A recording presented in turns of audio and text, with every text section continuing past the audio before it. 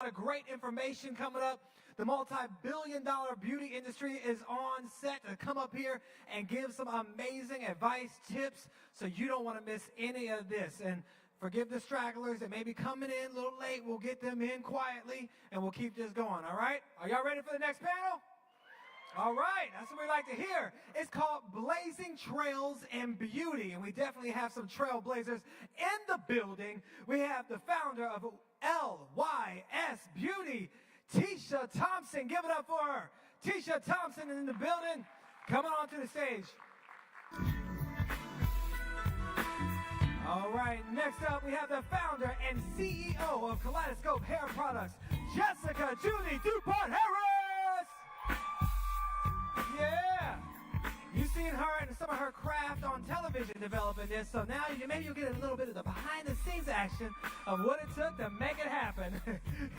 All right, and of course we have our moderator, Vice President and Deputy Chief Content Officer for Black Enterprise, Alisa Gumbs. Give it up for him, everybody.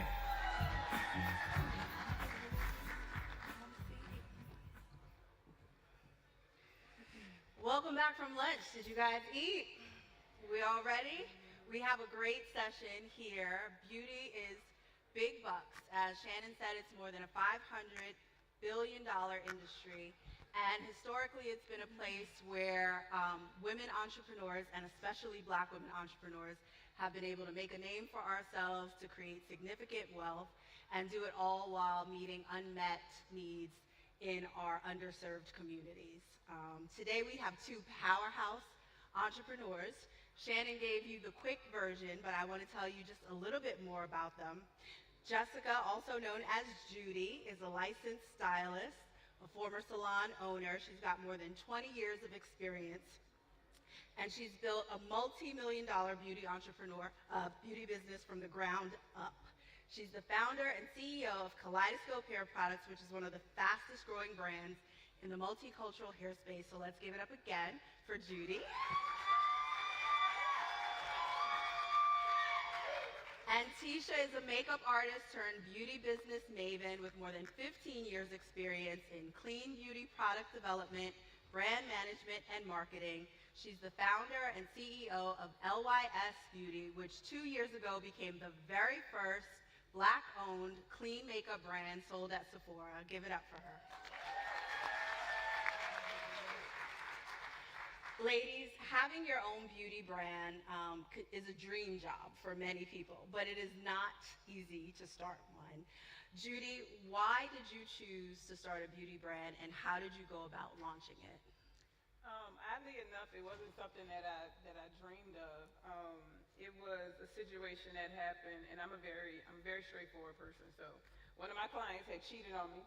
And so she went to another stylist, and she wound up getting a ponytail, and this bobby pin caused her to have hair loss in the inside. So we had grew her hair nice and thick and long and full, but then I felt responsible, even though you cheated on me, I felt responsible for fixing it. So at that point, I felt like, well, what is it that I can do to try to fix this, this thing? And there was nothing that I knew that I was immediately aware of that was easily accessible. So I said, why don't I try to figure out what this looks like for me? I had absolutely no idea, though, that, it would turn into what it's turned into. And how did you go from just, knowing that you needed a product that didn't exist to actually creating that product and putting it out in the market? So I was blessed enough to have, I had a beauty salon, and they had people that would come every week that would sell us products. So I was blessed enough to ask the person that was selling products, can you get me in touch with somebody that could help me create stuff for me? And they literally handed over the information. Like, it wasn't me having to go research and find chemists or anything like that. They literally handed me over the information. So I was blessed for that. With a good network. Yes. Yes. Yes. Tisha, same question for you. Where did the passion to pursue this come from? And how did you get your foot in the door as an independent beauty brand? So I actually started as a makeup artist, and I actually was an accountant, which is a really long story, so I won't bore you, but I had military parents. They didn't really love the idea of me being like a starving artist. They didn't really see that vision. So I went to school for finance, and I just fueled my passion for makeup on the side, and just freelance makeup artist here in Atlanta in the scene, brides and weddings and music videos and whatever I could really do to kind of fuel that passion. And I landed a job with a branding agency that was connected and worked on beauty brands. And for about 18 months, I stopped and was like, hey, you know, I'm a makeup artist. Let me get into the business side for beauty. And, you know, one day I kind of got an opportunity to do that and spent 15 years in corporate America with beauty brands, really learning, developing, and understanding how to take brands globally, product development, marketing. So it was really a true boot camp for my career to really understand from an industry perspective how a beauty brand operates. And, you know, I had an unfortunate incident. I lost my father really early, and I'd always had this passion that I wanted to be a brand owner, but I just knew that I couldn't afford it, and I didn't see anyone who looked like me with a beauty brand in the stores that I shopped in, like Sephora. And so I just never really thought that the dream was possible. And one day I just said, you know what, life is too short, just gotta go for it. And yeah, I just made the decision to quit my job and reach out to all my contacts that I made over 15 years and took the leap and got really blessed to pitch to Sephora, and they loved the idea, and the rest is history. So. The beauty industry is a very crowded space, and so product differentiation is so important. Tisha, you focus on clean beauty. Judy, you focus on hair growth. What would both of you give as advice for how entrepreneurs can create a space for themselves in their marketplace, either by finding their niche or even, you know, staking out a new lane? I personally think that there's a fear of the new, right? Everybody sees success this way or sees success that way, and they think that they have to duplicate that. But usually you have the biggest success in what's considered the white space, and that's the stuff that does not exist already. So you have a better chance at huge success when you do the thing that you really are scared to do versus the thing that looks comfortable because everybody else has done it and it's a sure-found way to do it. I'd rather go on an unexplored lane than to go on a lane that everybody's been traveling on. Yeah, I agree. I mean, I was definitely, you know, disappointed every time I'd walk into a room or an event within the beauty space and I never really saw either founders or representation. I walked through the aisles in stores and I never really saw that representation. It was always an issue. And so for me, I really felt in the clean space, there was such a white space for Black brands to come in and really create products that were better for you.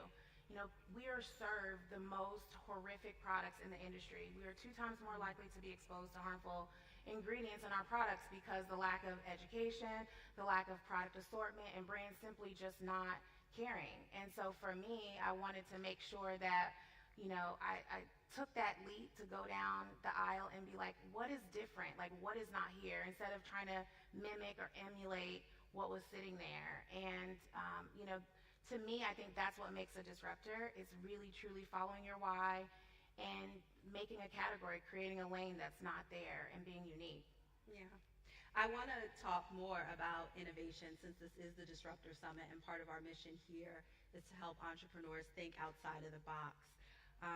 Tisha, you have what you call a listen and respond approach to innovation. Can you explain that?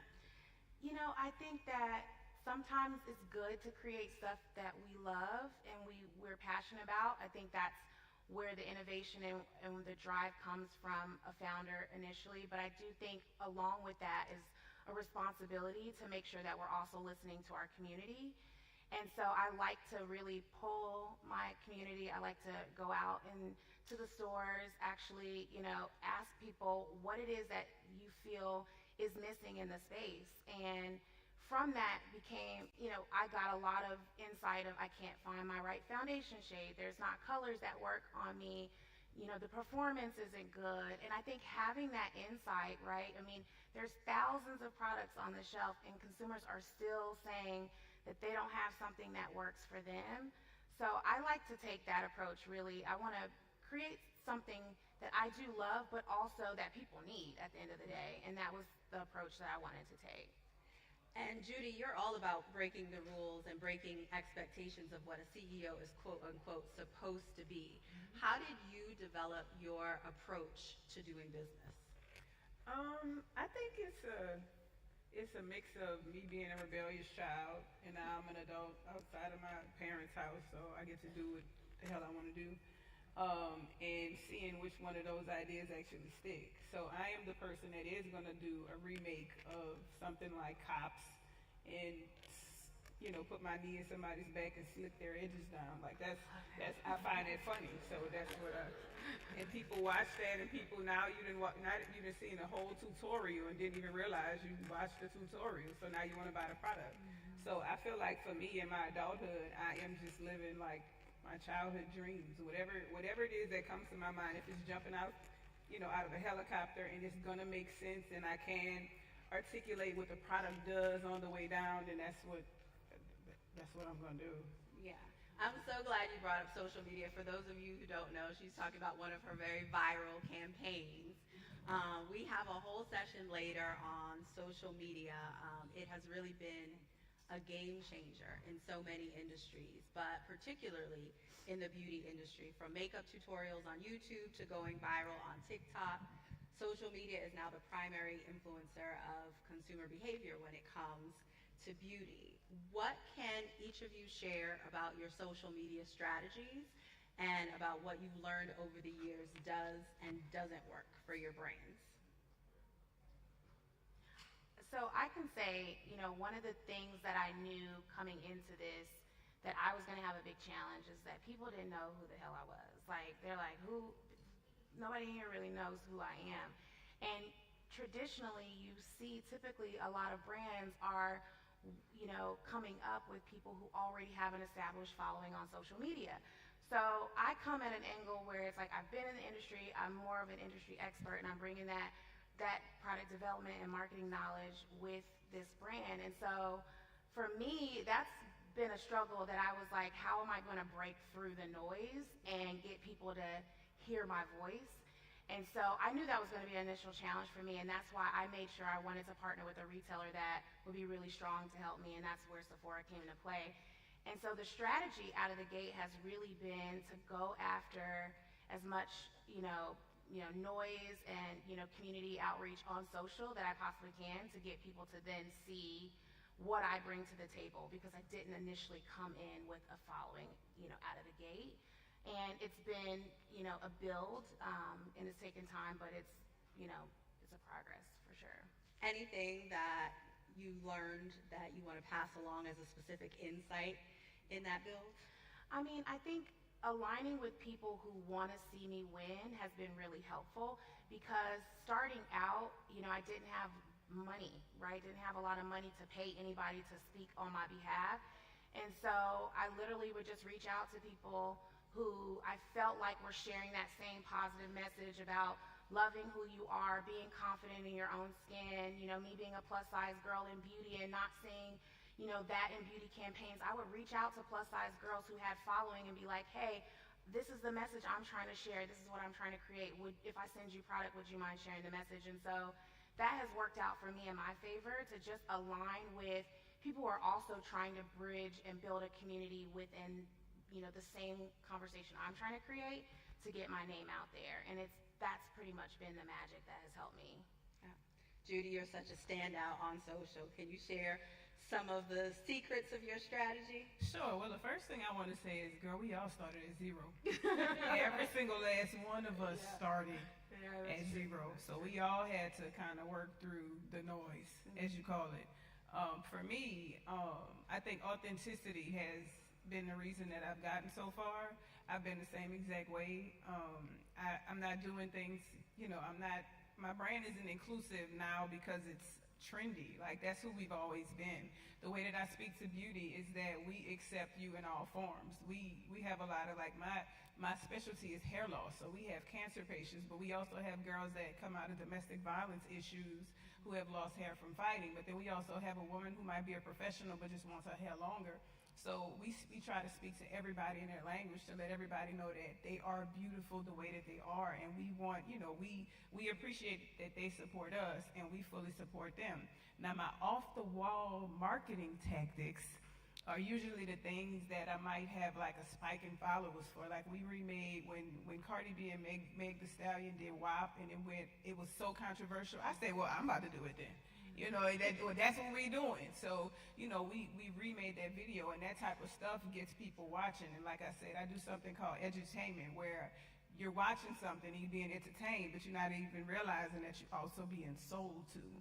So that marketing tactic has gotten me very far, and it also keeps people aligned with the brand, and it makes people always interested, because when you go on the page, it's not, hey, we sell this. We always making you either laugh, making you cry, or, making it something relatable to the consumer, and it's bigger than just the brand itself. Yeah. Aside from social media, are there any other disruptive marketing strategies that you found have worked really well for you, either one of you, as you've been growing your beauty business? We twerked at Essence last year. We broke the internet with that. I love it. Yeah, got stopped. Yeah, had in the middle of the street. I got, and I ain't ashamed to say it. Got a couple of dancers put booty shorts on, Kaleidoscope across the booty. Don't judge me. Kaleidoscope. I branded their hair. And by the end of Essence, we built our community, over 10,000 people from that. I rented a school bus, and we called it the party bus, and we just pulled up in different areas where we saw a lot of people. We jumped out. You got a free bag of Kaleidoscope hair products as long as you scan the QR code. So everybody's like, what's all that noise? What they over there doing? It causing a little bit of ruckus, a little bit of confusion, and then we walked through the actual festival and caused a little bit of confusion too. So, but well branded ruckus. Yeah. Yes. Yeah. And they had billboards, so it was just full. It was like a full support. And then it's New Orleans, and I feel like I could get away with that. If nobody else could get away with that, I can get away with that. Yeah, I definitely agree with billboards too. We've done billboards, definitely eventing, getting out in the streets, talking to people one-on-one. Definitely partnering with influencers has been really good for us.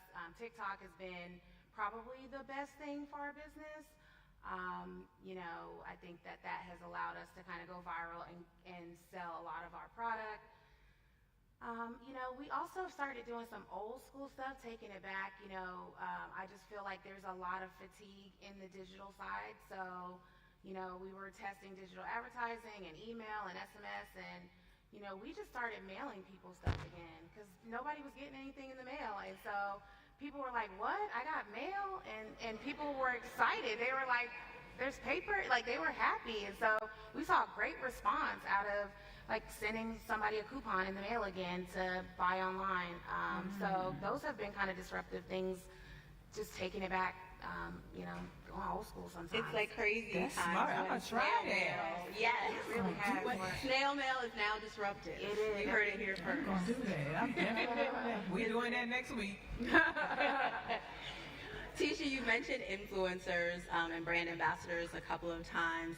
Do you have any tips for the entrepreneurs out here about, leveraging those relationships or making the most of them for your brand? I think people think that it's an expensive endeavor, and it is, and it can be, but you can also do it in a very grassroots way as well. It will require gifting, that's, the most expensive part that I've found for sure, but don't be afraid to reach out to people. I think ultimately everybody is trying to do the same thing. We're trying to spread the word, we're trying to grow, so, you maybe can get something from them, they can get something from you. But we have found that it's been really successful. TikTok more so than Instagram, for sure. But definitely just taking the time to outreach to people and let them know what your mission is and what your goal is, and see if they're willing to, spread the word on your behalf. That's probably been the biggest thing that has helped us, for sure. I think Sephora also being so active on social media as well has helped, collaborate with them and getting the word out as well. So definitely social media is still by far the best marketing tactic for us in our outreach, for sure. Yeah, I know you have a very deep partnership with Sephora, and I want to talk about retailers for a second.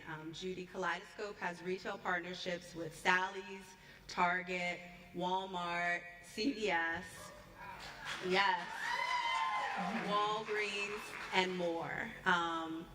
Going from having a product that you sell yourself to getting on store shelves is a huge leap. How did you prepare your brand for retail? I was fortunate enough to have done it in a way where we went into beauty supply first. So I got to learn at a very small scale about like certain mistakes, because when people go straight to retail and they haven't made those mistakes before, they are very, very, very, very, very expensive and can actually take you under. So my brand was able to get into beauty supply, and then I understood the premise of you send them the products and they pay you a month and a half later. So, you know, understanding that like is a big thing. So if Walmart places an order for $1 million, you don't get the $1 million before you send a product. You have to have the product finished to them. They sit it there, and then it'd be 30 days, but you know, it'd be on color people time. So it really be like 45 to 60 days that you get your money. And then they're gonna take off 5% for this, 2% for that, 1% for this, and it ain't gonna be the whole thing. So I was blessed to be able to start it in a smaller scale, and that's honestly what I always suggest to entrepreneurs. Unless you have like a partner, like somebody that has done it before, unless you have a huge financial backing, it's usually great to go in a small amount of stores than to take it and go 5,000 deep. Yeah. And Tisha, LYS, is of course at Sephora. You're also at QVC. How did you get onto retail shelves? So for me, I had the experience because I had run several beauty brands and took them across the globe and had, you know, experience with a lot of retail partners. So I did understand what it involved, but it didn't help that I still launched Bootstrap, so I didn't have the investment. So for me, I knew that it was going to have to be a slow build to go to retail, but I definitely knew that I wanted to do retail. So we started off with Sephora first as an exclusive, just online, because again, I needed to prove the concept. I needed to also have some sales, get the money, take the margins, reinvest in inventory. So it was like a build from that perspective. But when we launched very successfully, and I didn't expect to go into stores for a year. But you know, they were like, oh, we'll buy about 3 to 4 months of sales, and we sold out in 10 days. And so congratulations on that. Thank you. So they were like, let's fast track you, let's get in stores. So I was like, oh man, how much is that gonna cost? Oh, let me figure this out. So I was like, oh, you know, and just, you know, made it happen, you know, just, you know, whatever I needed to do financially to get it over the goal line, which is what I did. And ended up landing with an angel who helped as well. And so we went into stores, and so it's been right at 2 years, and we're now full chain Sephora Canada, US, Australia. And we just launched in Credo, which is exciting as well. They're the premier clean beauty retailer. So for me, that was really critical from a credibility perspective. And then now we're taking the brand internationally as well. And then QVC, I'm on. So, you know, it's just been a build over 2 years. We just wanted to kind of take our time, but still it's kind of a fast track as well. But it's been super transformative to just the business, having that exposure for sure. Yeah, we've been talking all about launching and sustaining, and now we're getting into some scaling as you talk about, you know, going global with the brand. Any journey like that comes with some missteps, of course. Judy, is there anything you wish that you would have done differently while you were growing your brand?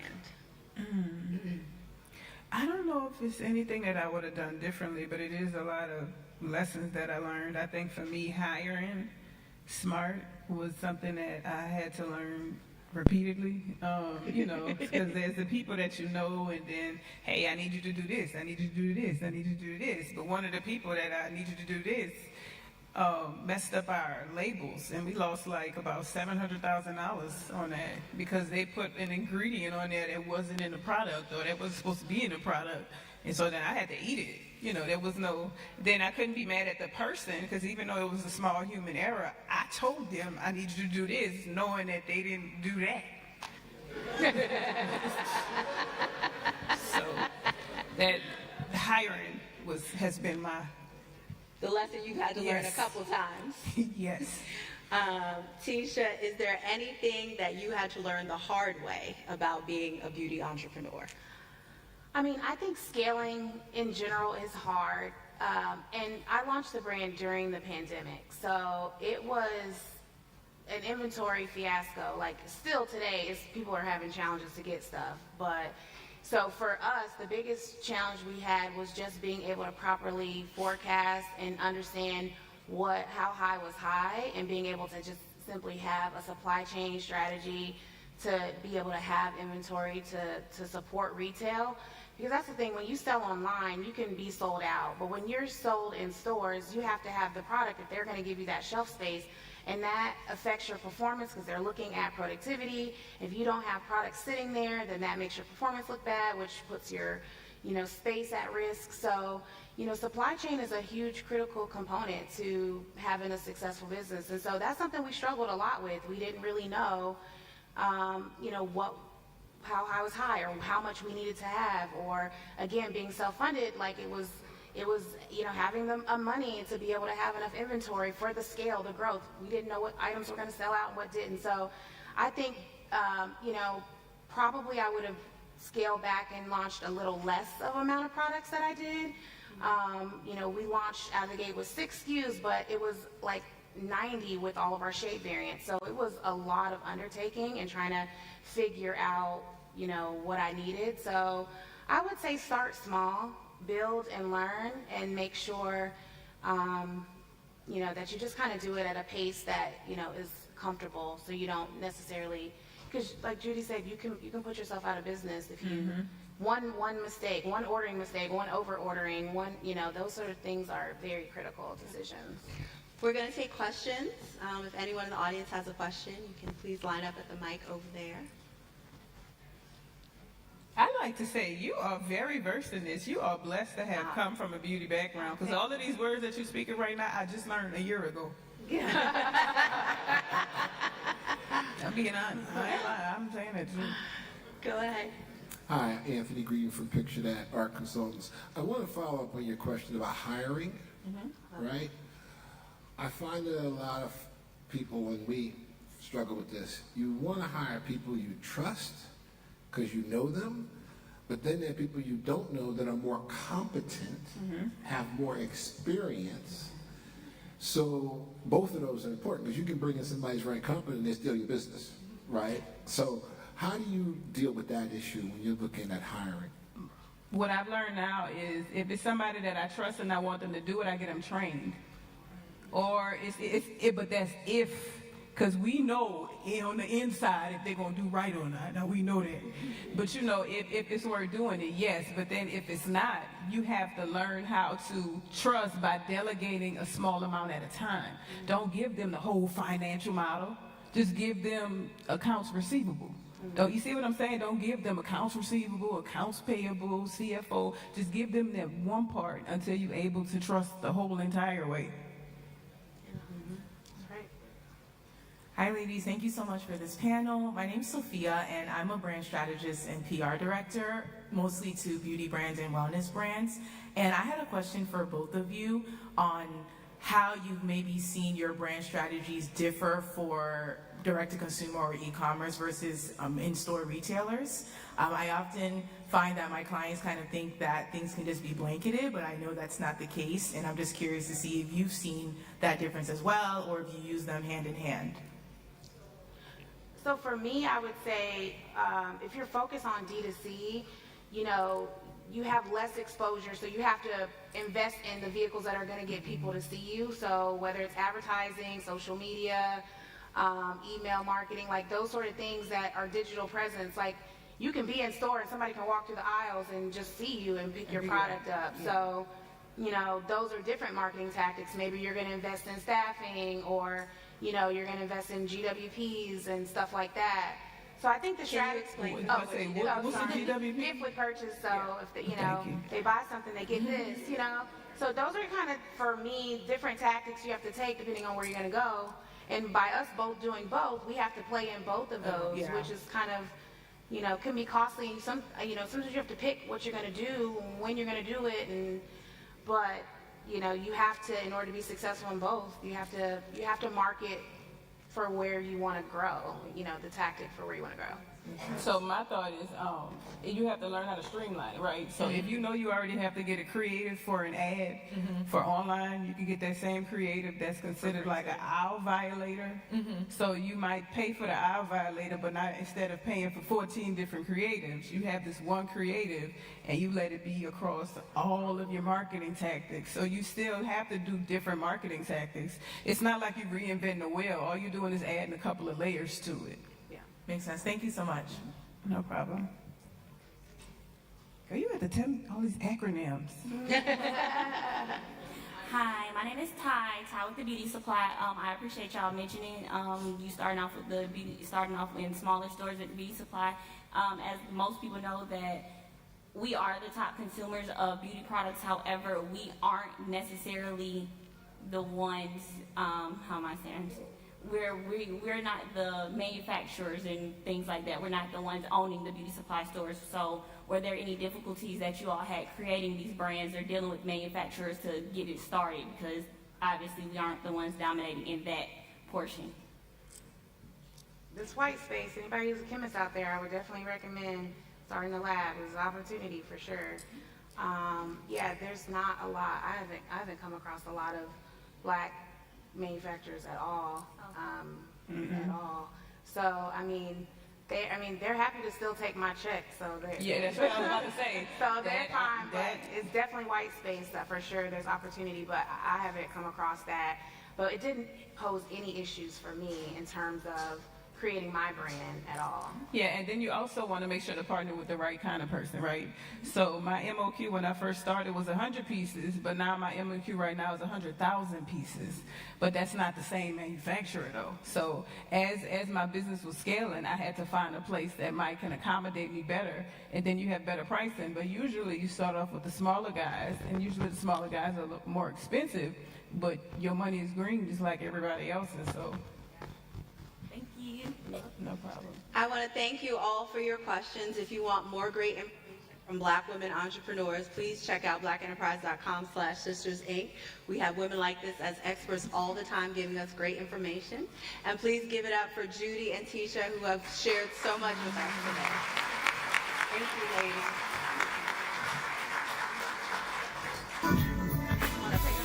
Oh yeah, they know how to do it. Get that information to you. Thanks again for Judy, Tisha, and Alisa from Black Enterprise. What a great panel, great information. Y'all were getting the nuggets today. I'm glad y'all were in here.